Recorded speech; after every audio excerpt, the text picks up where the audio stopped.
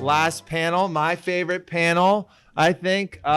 We've got Sandeep Vaheesan. He's legal director at Open Markets Institute. We have Maya Fraser. She's at the McGraw Center for Business Journalism.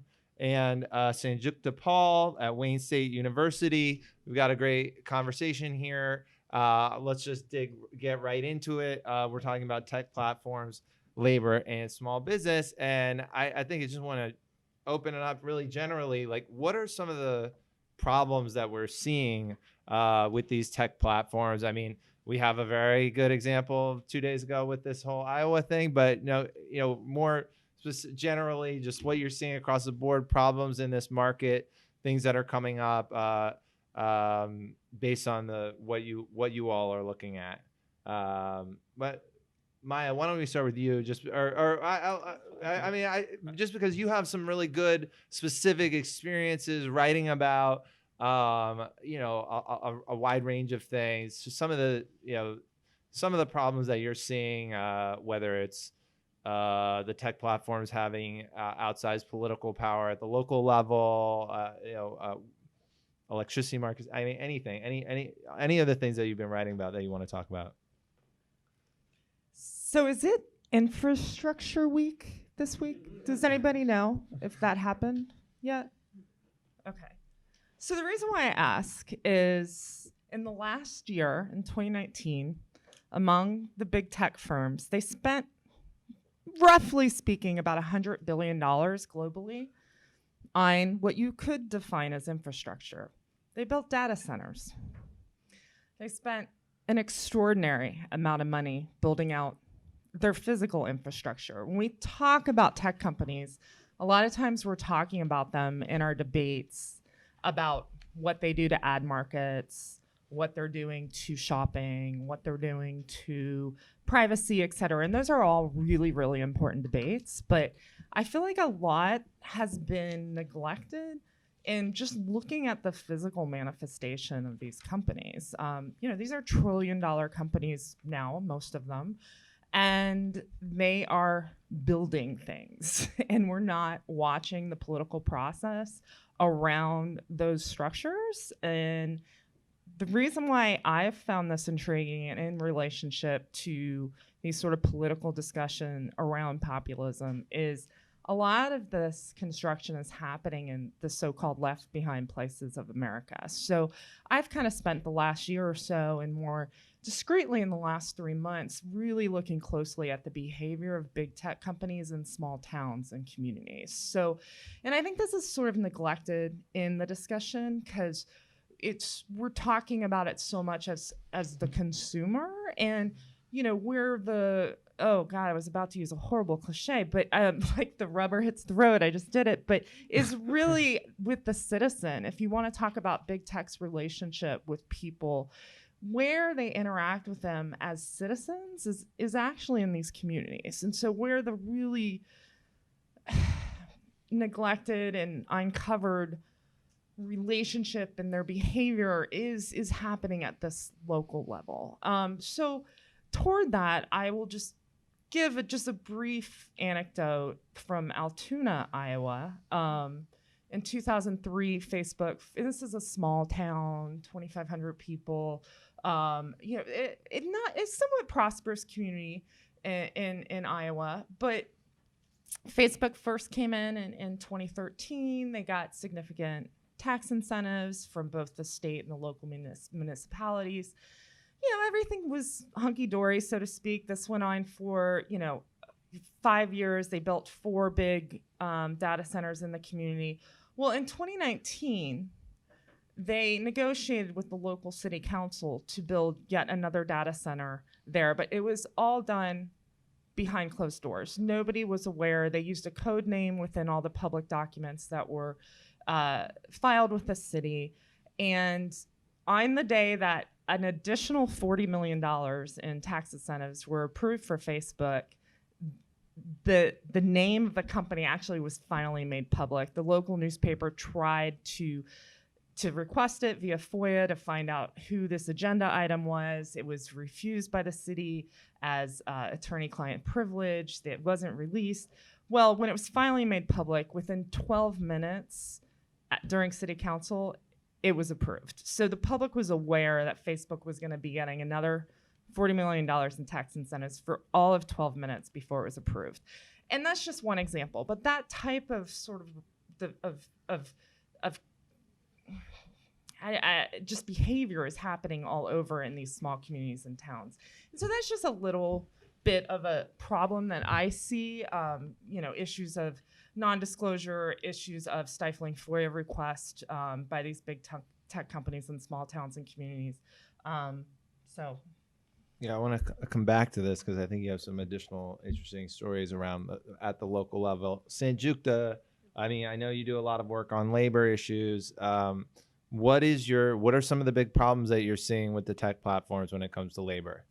Yeah, and so even taking a step back from a moment from just labor as such, and I would suggest that we actually look at the tech platforms as firms for just a moment and how they define their firm boundaries. At the macro level, I think one legal problem is that, well, it turns out they define their firm boundaries a little bit differently across areas of law, across, in particular, antitrust law, labor law, corporations law, such that they end up sort of getting the benefit of broader firm boundaries from the perspective of, for example, corporations law, and narrower firm boundaries from the perspective of labor law, and it benefits them and does not benefit workers or small businesses in their spheres. That's the other part of the title of this panel. What that practically ends up meaning, this issue of, and one of what I think tech platforms have done, we have to actually just stop and think about what we mean when we use the word tech platform, because there have always been businesses that have matched what they claim to be doing. For example, like if we take an example like Uber, they claim to be matching riders with drivers, right? Well, we have to stop and really think about how novel this is. The app may be novel. I like to say that we have an app exemption to antitrust law, and I don't think that's such a far stretch, right? Uber, for example, just to go into my example here, engages in price coordination. It engages in economic coordination beyond its firm boundaries, right? Like its own professed firm boundaries for the purposes of labor law and for the purposes of corporations law. And it has largely gotten a pass on that at the same time that the FTC and the DOJ and other antitrust actors have actually actively intervened to block the collective bargaining rights of drivers, the least empowered people in these platforms. But we actually see examples of this with other firms as well. So I think one more thing, we can expand on this further, but I would suggest that we see tech platforms as sort of like a 2.0 or a 3.0 of what David Weil calls the fissured workplace. So something that started with something as seemingly all-American as franchising. The fact that the McDonald's Corporation largely gets to, in many ways, influence, and Burger King to in some cases set through ad promotions, prices across supposedly independent businesses, we should think about this from an antitrust perspective. And there's a strong argument. Economist Brian Kalachi, I would recommend his work, has done a deep history of franchising where he shows that under mid-century antitrust law, which was much more concerned with economic domination, and specifically the legal doctrine there is vertical restraints, that the franchising business model might not have been legal, right? Like we then had a revolution in antitrust law in the 1970s, the Chicago School Revolution. One of the first things that happened is that we loosened up on vertical restraints, right? And that has, according to, for example, Brian's work, made this business model possible. Who are the disempowered actors in franchising? It's the franchisees and it's the fast food workers, right? And those are connected facts because McDonald's, or I shouldn't use specific company names, but like large, powerful corporations that are franchisors get to have a lot of economic control in this sector, right? Over prices, over supplies, over operations, and franchisees' business decision-making is extremely curtailed. And one of the few ways ways sometimes that they can increase their profit margin is to cut labor costs, right? Similarly, speaking of sort of what I would call coordination rights, which antitrust law and is in the business of allocating, because for a large franchisor firm is drawing its firm boundaries narrowly so that it doesn't actually take responsibility for what's happening at all of those individual McDonald's restaurants, right? They're not responsible, for example, for recognizing a union or bargaining with the workers there, or even for minimum wage violations. So I would suggest that we actually take that frame, which I think is already a problem, and apply it to tech platforms and see how different is this actually. You have a lead firm, a powerful firm, investor-driven, often with tons of venture capital behind it, that is getting to engage in economic coordination, setting prices across the rideshare sector, for example, while we are not permitting other smaller actors in the orbit of that lead firm, of that dominant firm, to similarly have a voice, to have what I would call legally coordination rights in that market. And I would say that is the fundamental problem, and it is a problem that law has created. So we are going to talk about solutions, but we need to be very clear from the outset in saying that law has created these problems. Okay, Sandeep, we've got a lot on the table already. What else do you see as problems that these platforms are creating? Yeah, I'll focus on two manifestations of their power. I think the first is, and Maya alluded to this, is their infrastructure positions. I would say they have bottleneck power in certain segments. So Amazon has bottleneck power in e-commerce, Google has bottleneck power in search, Facebook has bottleneck power in social media. So in these important segments of the economy, these companies decide who is seen and ultimately who succeeds. And this is the type of power we traditionally associate with government and publicly accountable bodies, not private corporations. So I'll make this point through an illustration pertaining to Google. So in 2016, Google, being the savvy corporate citizen that it is, announced that it would no longer run ads for payday, title, and other high-cost loans. And on paper, this sounds great, and this announcement generally received applause from the public and consumer finance advocates and the progressive world in general. And first glance, it seems like a good decision. We don't want people taking out these usurious loans, getting stuck in debt. We should applaud Google, right? But then when you think about it a little bit more, why is Google making this fundamentally public decision? Why should Google decide whether certain industries succeed or fail? I happen to think payday and title loans should be banned, and we should return to the old system where we had pretty restrictive interest rate caps as a means of addressing predatory lending. But this is a decision that should be made by Congress, state governments, public regulators, not by Google. So even when Google exercises its power for positive ends, we should be asking, why is Google have this decision-making authority in the first place? This is a decision for members of a democratic polity to make, not for Google. And there are countless examples of this regulatory power being used for good and for ill. But so long as this power exists, Google will use it for its own private ends, which may sometimes coincide with public ends, but which should ultimately be made by publicly responsive actors. So I think that's one important facet of their power. I think the second important facet is their sheer size gives them raw economic and political power. They command so much economic resources that they decide which parts of the country succeed, which parts of the country fail. And this is especially acute at a time of general public austerity, where state, local, and federal governments are scaling back on public investment and public support for a whole range of socially beneficial activities. And I think this was best illustrated by the contest for HQ2 back in 2017 and 2018. Amazon has so much at its disposal, and states and cities are getting so little from the federal government that Amazon could pit state and local governments in competition against each other, with the carrot of tens of thousands of jobs being created over time, more investment in their localities and their states. But what this meant was states were really throwing huge sums of money at Amazon as a means of attracting the company to set up its second headquarters there. at a time when they were scaling back social services, scaling back public investment. So a nice illustration that probably hits home for a lot of people here is the metro system here has been subject to massive underinvestment for decades, and it's become acute over the past 10 years. So we have a metro system that's crumbling and increasingly unreliable. And WMATA's constant refrain is we don't have the funds to undertake maintenance, undertake necessary investment.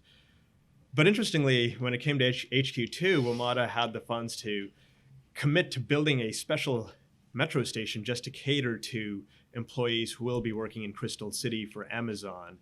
So at the same time as our municipal and state authorities don't have funds for us, they have funds for Amazon and other powerful corporate entities. And that's just the reality of the world we live in.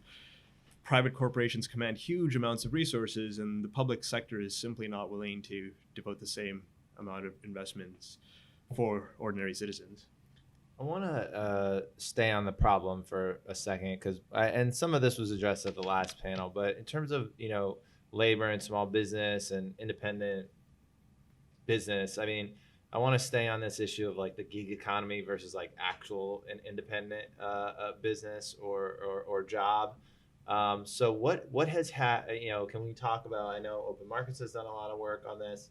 Can we talk for a second about, you want to sell your music, you want to sell your news, you want to sell, your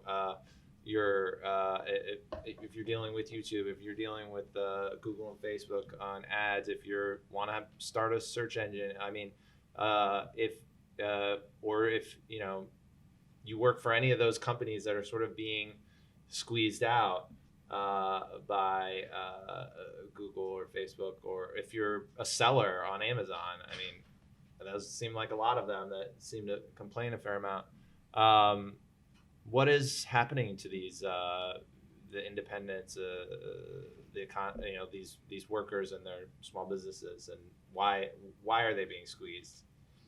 Yeah, or is that a big problem? It's a huge problem, and Sanjukta talked about this, but we live in a society where there are millions of sham independent contractors and sham small businesses.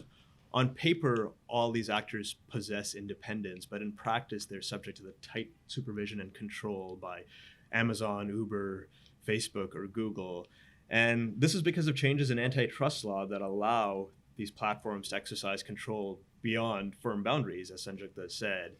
So the firms have the best of both worlds. They can exercise tight control without necessarily assuming the duties and responsibilities that were so the mainstay of the New Deal post-war economy. And so they have power, and everyone dependent on them has been subject to radical disempowerment.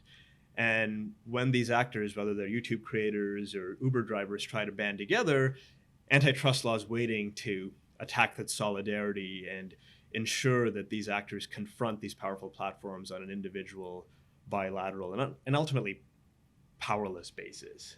And so let's talk quickly about, or not quickly, let's talk at length about solutions. And let's start at the federal level, and then I'd like to talk about some state level ideas as well. But let's start at the federal level. We mentioned antitrust. You mentioned collective bargaining. What are some of the tools in the toolbox that can be used to address these problems? Let's start with Sanjukta. Yeah, so I mean, I think that my answer to that would flow pretty directly from how I posed the problem and then how Sandeep elaborated on that problem, which is that there's obviously other solutions, but in terms of antitrust reform, so the antitrust solution, in my opinion, would be twofold, but those 2 points are connected. It would involve reallocating these economic coordination rights, which antitrust is already allocating, to tech platforms and not to small actors. And I agree, it's more than just Uber. Like, absolutely, it's sellers on Amazon as well. Like, I don't think that it's that different, right? there are differences, but the strong similarity is that there is a unitary actor or diffuse actor that is permitted to police and control their economic lives in so many ways, while they are denied the opportunity to cooperate and coordinate and build any kind of countervailing power or simply have a voice in co-governance, right? And so I think that to concretely, that would involve two things. That would involve policing vertical restraints again, right? So we currently, under the sort of paradigm we have in antitrust law, we tend to think, well, we probably don't think, but the people who are making the decisions think that vertical restraints are efficient, that they save costs. And so because of these quote unquote efficiencies, that they should be permitted. And there's a lot of reasons, which maybe I'll save, if, why I think we would dispute that conclusion and would in fact say that if we go back to the purposes of antitrust law, it was very much to police economic domination of exactly the kind we see in this sort of like control without responsibility, and that this is exactly what antitrust should be doing, and antitrust should actually back off on enforcement of its prohibitions on horizontal cooperation beyond firm boundaries, which is what sellers on Amazon would engage in, which is what Uber drivers would engage in, which is what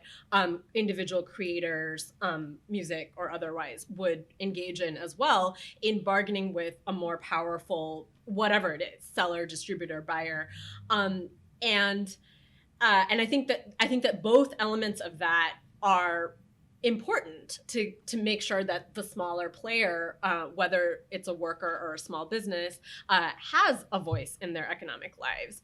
And I think I would just add just one practical point, which is that, of course, in terms of the labor aspects of this, the other thing, and we sometimes get it as an answer when we say that this really needs to be an antitrust reform to permit these kind of coordination rights among smaller players. We'll sometimes hear from people who are sympathetic, well, that's really a labor law problem. And, we just need to fix independent contractor misclassification and then everything will be fine. Well, I think that's not true for a bunch of reasons, right?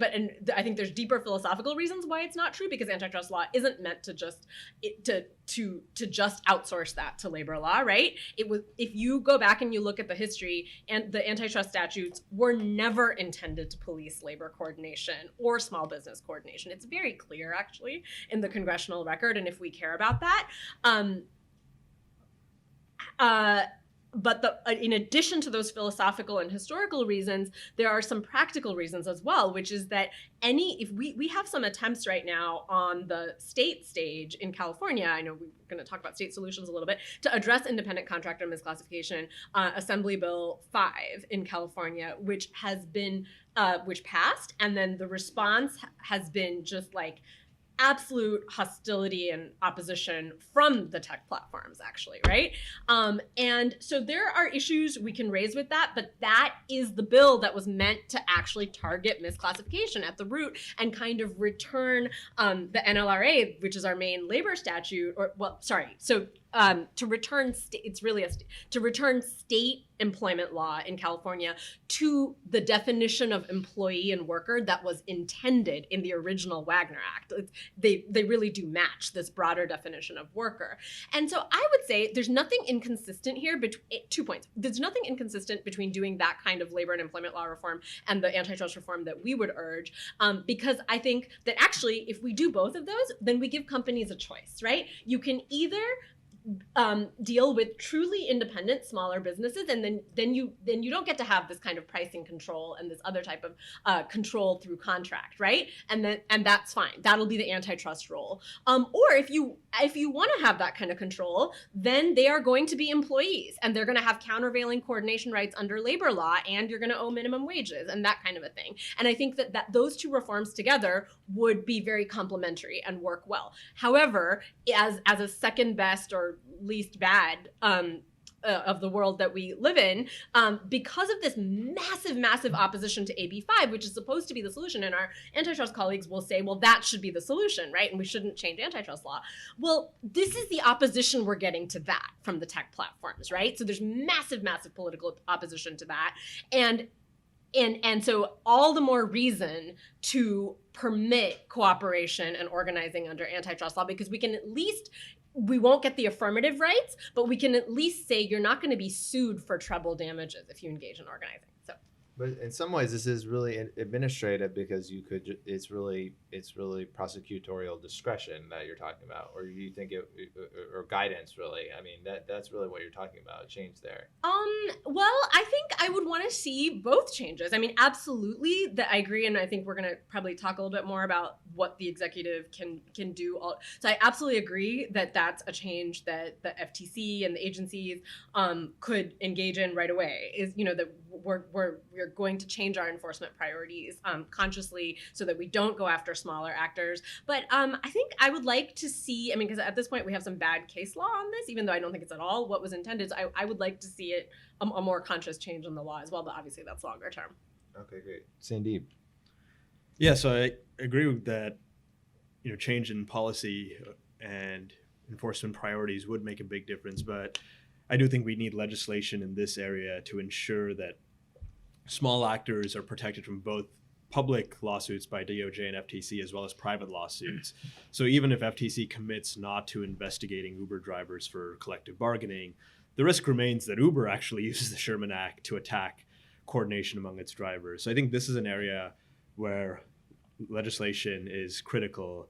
But that being said, there's a lot that can be done without new legislation. And the agencies, including the DOJ, especially the FTC, and sector-specific regulators have a great deal of unused power. We often hear this narrative from agency officials as well as their defenders that, well, the courts are just so bad, they've reinterpreted the law in so many ways that we just can't do anything. We're trying our best, but until Congress gives us new authorities, we can't do much more than we're doing, which is not much. But I think that's fundamentally false and ignores all the good precedents and all the good statutory authorities that Congress has given these bodies over the past century. And it's really just a question of putting people who want to use their power to the fullest instead of sort of meekly disowning their power and in some cases even actively limiting the power that they have. So I'll talk about a couple of examples here. So there's a series of good anti-merger decisions from the 1960s, decisions like Vaughn's Grocery, Brown Shoe, Philadelphia National Bank. These Supreme Court cases established very tight limits on horizontal, vertical, and even conglomerate consolidation. And these decisions have never been overturned. They may be overturned at some point in the next decade, but as of today, they're good law. Unfortunately, the DOJ and the FTC, really since the early 1980s, have pretended like these precedents don't exist. They're ignored, or they may be embarrassingly acknowledged. But so long as they're good precedents, the agencies have broad authority and indeed a mandate to apply this law, not reinterpret or ignore these laws based on their own peculiar economics. So I think a good first step for the next DOJ and FTC would be to issue new merger guidelines that limit horizontal, vertical, and conglomerate consolidation and rely on a series of simple market share, firm size thresholds instead of the complicated, frankly unworkable, effects-based approach we have right now. So new merger guidelines should be a day one priority. So looking beyond mergers, the FTC has a deep well of power in Section 5 of the FTC Act, which gives the agency authority to identify and prohibit unfair methods of competition. And Congress really wanted the FTC to be our national competition policymaker, to set rules that establish fair competition and distinguish fair from unfair practices. Unfortunately, the FTC has never really used this power, and certainly not since the late 1970s. So the FTC can do a number of things with this authority. On the labor front, it could prohibit non-compete clauses as a coalition, including open markets, asked the FTC to do last spring. And the FTC could also prohibit exclusionary practices such as exclusive dealing, tying, bundling, and predatory pricing. So there's a lot that can be done here that isn't constrained by the courts. It's just a question of putting people in power who want to use their authorities and have a creative attitude toward the law and recognize there's tremendous elasticity, even in seemingly bad precedent. But of course, I don't think we should limit our vision to DOJ and FTC. We should think more broadly, think about anti-monopoly, and look at other regulators that have specific power to tackle monopoly and promote fair competition in their specific jurisdictions. So the Federal Communications Commission over telecommunications, the Department of Transportation over airlines and railroads, and then the U.S. Department of Agriculture in food and agriculture. And specifically, the USDA has the authority to interpret the Packers and Stockyards Act, which was passed about a century ago, and really enacted to create a code of fair practices and fair competition to ensure that agricultural markets would work for farmers and ranchers. And the Obama administration took some modest steps in this direction, issued some pretty good rules toward the very end of its tenure in 2016. The Trump administration is in the process of repealing these rules, but the next administration will still have the authority to act here and create a marketplace that works for farmers and ranchers who've really been squeezed by giant agribusinesses for the past several decades. And I think rulemaking pursuant to the Packers and Stockyards Act can really do a lot to shift power back toward farmers and ranchers and away from the Tysons and JBSs of the world. Okay, great. And Maya, on solutions, I do want to. We talked a little bit about how Amazon in particular and the data center builders are cozying up to local governments and getting sweetheart deals with utilities. Is there, we talked about local utility regulators, but what do you see going on there, and is there reform there that you think would matter, or in terms of a solution to what you're seeing at the state and local level when it comes to the growing influence of big companies like big tech platforms like Amazon? Yeah, I mean, as a journalist, I'm not used to giving policy prescriptions and things, but talking about what I'm seeing out there. And I mean, I think within this conversation about populism, or I think it's important to think about how local people feel and where they trust government still. And if you look at, I'm going to zig a little bit before I go back to your question, but people still trust local government. They don't trust the federal government. I mean, if you look at any polling data, people still have some faith in local government. So it's interesting to just sit here all day and listen to everyone talking about all these policy solutions, from progressive circles that are going to come from the federal government, and whether or not that's really going to land well with people in the rest of the country that are very dissatisfied with their local economy. But to go back to your question on that, and you touched on this a little bit, Sandeep, about just the way these tech platforms are using their power to determine which parts of the country thrive and which do not. And I think that's a really, really important area of political influence that I don't think can be solved by antitrust particularly, because that's not how those decisions get made. They're usually decisions made by elected officials in state houses or local city council.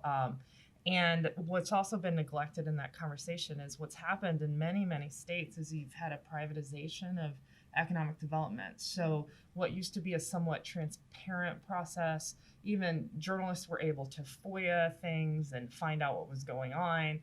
Even after a negotiation or a deal is done, you were able to get that information. You actually can't even do that anymore. So, this has happened in about 8 or 9 states have completely privatized their economic development. And so that's happened in Ohio, where I live. When John Kasich came into office, he started something called Jobs Ohio, which is sort of this quasi-government, private partnership type of thing with, executives that are making crazy amounts of money and, no public transparency at all. And, they've coordinated very, very closely with, the existing political structure in Ohio to negotiate with Amazon. And nobody can really find out post or pre what happened. And back to sort of this winners and losers question of which parts of the country thrive and which don't. The way this played out in Ohio is Amazon in negotiations with this private quasi-economic development organization, Jobs Ohio, they ended up giving them $140 million incentives to put 3 data centers in what is single-handedly the richest community in Ohio, New Albany, which didn't really need any economic development. But there's a guy that you may have heard of. He's been in the news this week, Les Wexner. That's pretty much his town. He built that town. He owned a lot of the land there. And, so this is how things kind of play out in a lot of these places. And I think there's a lot of frustration from people where they just kind of feel a little desperate that they want to land this big, this big construction project. And you also have some strange alignments with labor because a lot of the pipe fitters and the local HVAC unions and so on, they actually want to see this development because they get a lot of really quick work and jobs, and the construction's jobs are there temporarily. But that's just sort of a side issue. But yeah, I mean, I think this is all overlooked when we talk about the tech companies and their influence.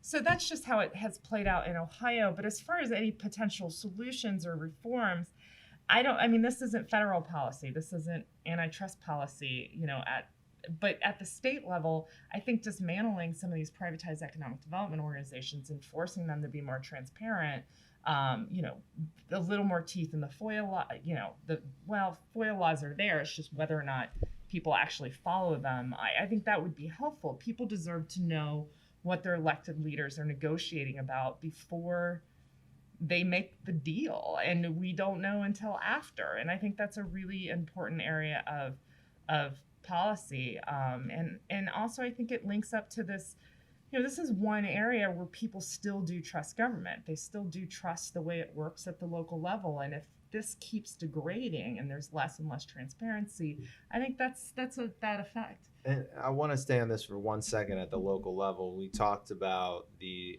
one of the incentives for a lot of these data centers is they'll get free or cheap electricity, and that's happening at the same time. I mean, I don't want to put words in your mouth, but is that happening at the same time that those utilities are raising prices on the citizenry for their electricity? Yeah, I mean, if you look at the state level and if you look at politics at the state level, typically the people driving economic development have been the power companies. They're very, very influential at the state house level. If you do any analysis of campaign donations, it's the power companies. And so there's this interesting dynamic going on where and you also have to look at the traditional role of power companies for economic development in both state and local level. They want growth. They want, things being built. That's how they make money. That's how they get new load.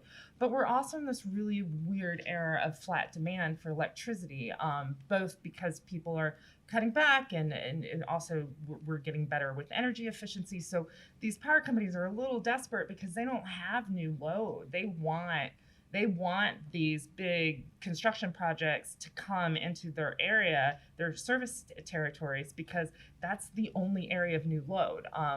Demand is flat, but data centers are these huge energy sucking, things that need enormous amounts of energy. And so they want these. So there's a relationship going on there. And as part of that, which is also hidden in a lot of these deals, that are sort of struck between these privatized economic development agencies and the governors, local municipalities, is the power companies right there in the middle of all that, and they're benefiting as well from that. And there is rate discounts are not new; they've been around forever. Typically, they've been given to big, high employee.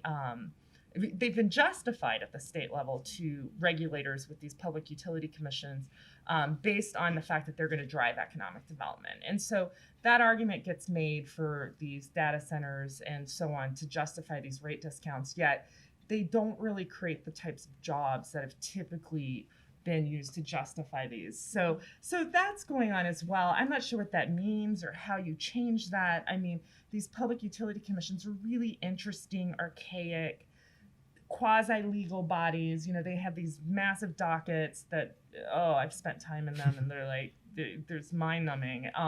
But they're very influential, over, economic development. And they're kind of captured by regulators. So they offer these rate discounts. And I don't understand what that all means within competition. That's for people smarter than me in that. But I mean, I think there's something to explore about price discrimination within that structure. I'm not sure how, but I think that's an interesting area. But I don't know if I answered. But No, yes, you did. they are That's- getting yeah, these that's good. in many places across the country. But it's very obscure once again. So I mean, it's just, and I want to hear from Sanjukta. It's interesting because there is a lot of public interest law around these utilities. There's public interest provisions, and I'm curious, if this populist movement really takes off ultimately beyond the presidential race, if that starts bleeding into local races and for appointees to these utilities, how do they think about public interest? Is it really okay, we are going to give a discount to Amazon and raise prices on the citizenry? I mean, it seems like that could come up.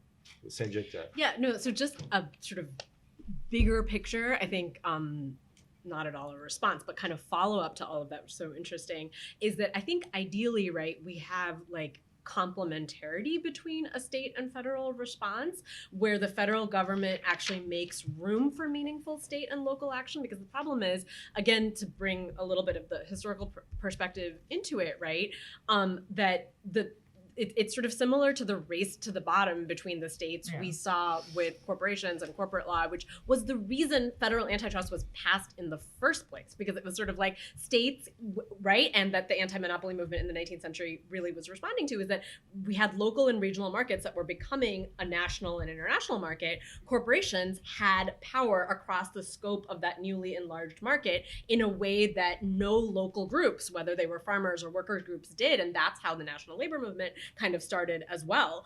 And so federal antitrust was a response to that, right? So I think the goal is for federal antitrust and other federal policy to make room for meaningful state and local policymaking, and hopefully for people to, again, perhaps be able to have some faith in the federal government. But I do think another example of Sandeep has a really interesting proposal, which may be on some of the related, I think, to some of the points you were raising about that, specifically federal corporate charters relating to energy utility co-ops. Am I sort of getting that right? Yeah. So I feel like that captures many of the things so I think that the federal government can have a role that is empowering to local, to local movements and local interests rather than disempowering. And I think because we are in a national market, I think it needs to have some role. Sandeep, and then I want to take one or two questions from the Yeah, audience. so on the governance points, I think the public is rightfully skeptical of the federal government and its potential for making their lives better, right? I mean, they have good reason to be. We've had 40 years of wage stagnation, rising inequality, and I think the correct perception that the federal government is not responsive to ordinary people's needs. But I think that can change fairly quickly if the federal government actually starts doing things to make people's lives better. And it can start with even relatively small things, but it can become a sort of self-fulfilling prophecy, if you will. And if you look back historically, this is really what the New Deal did. Obviously, it created new administrative agencies, passed countless laws, but the New Deal fundamentally remade the relationship between the public and the federal government. And really over the course of a decade, the federal government went from being seen as the instrument of the Andrew Mellons of the world to an entity that was fairly responsive to working people's interests. So we've been here before, and I think we have a lot to learn from history. And I know Matt Stoller in his book Goliath talks a lot about this and how the New Deal fundamentally remade the federal government and changed public perceptions. So I don't want to give up on the federal government quite yet. I think we really need an effective federal government if we want to stand up to corporate power, which, as Sanjukta said, exists on a national and really international level. And I think the second point is we need to have a thicker and richer conception of politics. Politics is not just going to the polling station every 2 years to cast a ballot. But politics should become a part of everyday life. And these public utility commissions were set up to be responsive to the public, sites of democratic action, popular organizing. They weren't intended to be purely technocratic bodies where state experts talk with the utilities expert and reach some acceptable bargain. We should be involved in the decisions of public utility commissions and sharing our perspective, sharing our experiences, and really need to quit thinking about these agencies as somehow insulated from popular deliberation and popular politics. That's not what they were set up to be. And I want to open it up for questions, but first I want to just say I think that what you just said is why I find the student loan debt cancellation so interesting. And Matt's talk earlier was about making an analogy between student debt and the veterans bonus, during the New Deal or around that time. It's just such a tangible thing that the government does for a group of people that have been promised something, and the government didn't deliver, right, on providing them an education that put them in an opportunity to be better off. But I do want to open up for questions. Any questions from the audience? Go ahead. Hi, I'm Natalie. My question is kind of pivoting off of what Sandeep said about there's the Amazon, the HQ2, the whole different cities competing for Amazon's newest their latest bid. I mean, I'm from Atlanta, but I lived in Detroit at the time, and I was watching everybody waging war. I think that while there were people in Queens and in New York who were pushing back, and local organizers and AOC talking about absolutely we're not giving these crazy subsidies. I think for the most part there were a lot of people who were just throwing up their hands and being like, why would you fight Amazon coming into your city? I have no idea. They're providing all these jobs. So I guess my question is how do we move the public consciousness on the objective good of bringing in thousands of good paying jobs into the city via Amazon, Facebook, Google, to a more critical lens of these actors moving into areas. Well, first they have to know it's even happening. HQ2 was such an outlier. I mean, that was such an egregious example. But this is happening on a smaller level all the time in dozens of communities. And I think one, maybe don't allow local officials to sign NDAs with corporations. I don't know. That may help things. I think the disclosure level, the irony here as well is you're talking about these entities that are sort of like the conduit for automation, claiming that they're bringing economic development and new jobs to communities that are left behind. And, they can't even have an honest, robust debate about what constitutes economic development in the 21st century. Should we be investing in a walled off, gated structure where really, you have contract security workers and you don't really have a lot of, innovative jobs actually, although it's sort of perceived otherwise. There's just a lot of information asymmetry that's going on. A lot of these companies also use code names, so you don't even know who they are. And at the same time, you have these companies also devastated local journalism. So to even have, journalists reporting to the public what's going on is really, really difficult. So I don't know if I answered your question or complicated the issue, but I think the HQ2 thing was just but this is happening in dozens of communities, so it's just and is not getting the attention or scrutiny in the same way. So, yeah. I just to jump in here, I think a lot of this, and we didn't unfortunately have a lot of time to talk about this in terms of personnel is policy. I think you go to a mayor's office, and they're like, ask them, why are you giving Amazon or whoever a bunch of money and incentives? And that's what they think is success. These people think that they're being successful by giving Amazon a bunch of money and being able to say that they attracted them, and I think that's an ideological thing for when I see it. When I see the mayors, so at some level, as long as you keep having mayors like that, they're going to keep doing things like that. Same thing that a lot of the things we talked about, the FTC, DOJ, a lot of these other federal agencies, unless you really fundamentally change, unless you get a different type of person, you're not going to get a very different result. And transparency, and then personnel, really, for me, I mean, just my experience with mayors. I don't know anyone else's experience with mayors and local officials. But any other questions in the audience? Well, we're over time, so I don't want to cut things short, but thank you so much. This was a great panel, and thanks for everyone for coming. We had a great event today.